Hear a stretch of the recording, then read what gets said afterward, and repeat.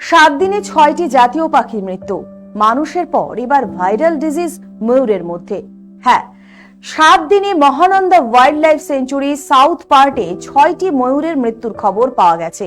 শুধুমাত্র যে Mahananda wild life তা নয়, এই মৃত্যুর খবর কিন্তু রয়েছে বেঙ্গল সাফারি থেকেও। সেখানেও মৃত্যুর খবর রয়েছে।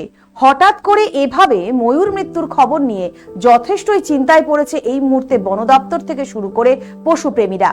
তবে Darjeeling wild life DFO Suratna Sherpa জানিয়েছেন যে মহানন্দা ওয়াইল্ড লাইফ অভয়ারণ্যের সাউথ পার্টে গত 7 দিনে 6টি ময়ূরের মৃত্যু হয়েছে।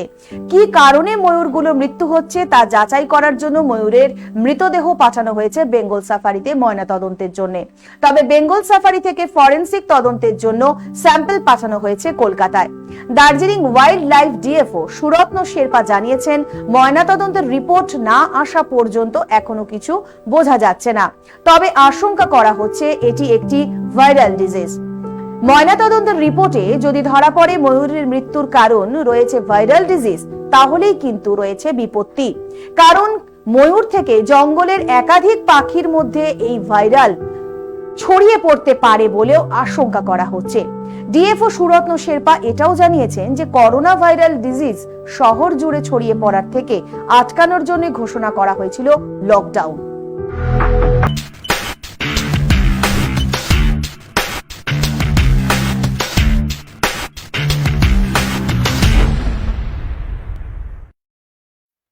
জঙ্গলমহল এলাকায় পাখিদের মধ্যে লকডাউন ঘোষণা করা অসম্ভব। তবে স্বাভাবিকভাবেই ভাইরাল ডিজিজ হলে রয়েছে চিন্তার কারণ আগে থেকে যে সমস্ত ময়ূরগুলোর মৃত্যু হয়েছে কোন রকম ঝুঁকি না নিয়ে তাদের দেহ পুড়িয়ে ফেলা হচ্ছে, যাতে তা থেকে অন্য কোনো পাখির শরীরে বা অন্য কোনো পশুর শরীরে তা ছড়িয়ে পড়তে না পারে।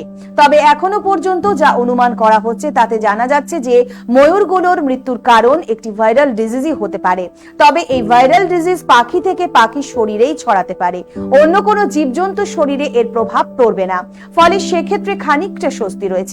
Darjeeling wild life DFO Suratna Sherpa আরো জানিয়েছেন যে এই 6টি ময়ূর বাদ দিয়ে Mahananda wild life, Sukna forest সহ উত্তরবঙ্গের একাধিক বনাঞ্চলগুলিতে সমস্ত ময়ূর রয়েছে, তারা সম্পূর্ণ সুস্থ রয়েছে। তাই ময়নাতদন্তের রিপোর্ট আসার আগে তিনি কোনো কিছু বলতে পারছেন না। তবে দার্জিলিং ওয়াইল্ড লাইফের অন্তর্গত Mahananda wild life, Sukna forest এলাকায় ময়ূরের সংখ্যা বিশেষভাবে লক্ষ্য করা যায়। তাই এই দুই ফরেস্ট এলাকায় বিশেষ নজরদারিও করা হয়েছে। সতর্ক রয়েছে বনকর্মীরা।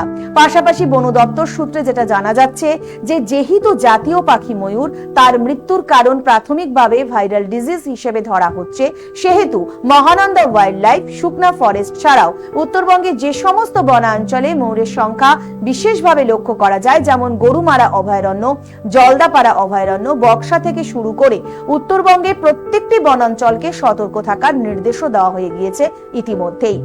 বন দপ্তর সূত্রের খবর, আগামী 7 থেকে 8 দিনের মধ্যেই এসে যাবে ময়নাতদন্তের রিপোর্ট এবং তারপরেই বোঝা যাবে এই ময়ূরগুলোর মৃত্যুর সঠিক কারণ। তবে এই নিয়ে পশুপ্রেমী সংস্থারা রয়েছে উদ্বিগ্ন। আমাদের প্রতিনিধি শুভম পালের বিশেষ প্রতিবেদন। নানান আপডেটের সঙ্গে আবারও আপনাদের সঙ্গে হাজির হচ্ছি। নিশ্চয়ই আপনারা রয়েছেন, অবশ্যই চোখ রাখুন খবর সময় বাংলায়। ধন্যবাদ।